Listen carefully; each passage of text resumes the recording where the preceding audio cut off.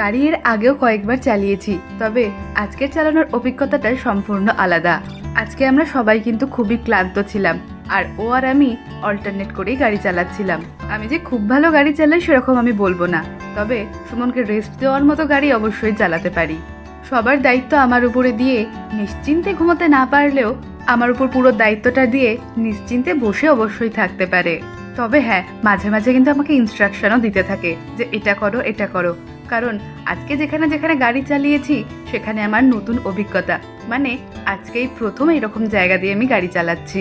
Highway বা one way রাস্তাতে আগেও গাড়ি চালিয়েছি, তবে এই প্রথমবার আমি জঙ্গলের মধ্যে দিয়ে আর পাহাড়ে গাড়ি চালিয়েছি। পাহাড় ওরকম না হলেও রাস্তার ঢাল কিন্তু বেশ ছিল, পুরুলিয়ার মতনই প্রায়। আরও একটা বড় যে অভিজ্ঞতা সেটা হচ্ছে এই রাত্রিবেলা গাড়ি চালানো। রাতের দিকে ওর ঘুম পাওয়ায় রাতের দিকে গাড়িটা আমিও চালিয়েছিলাম কিছুক্ষণ।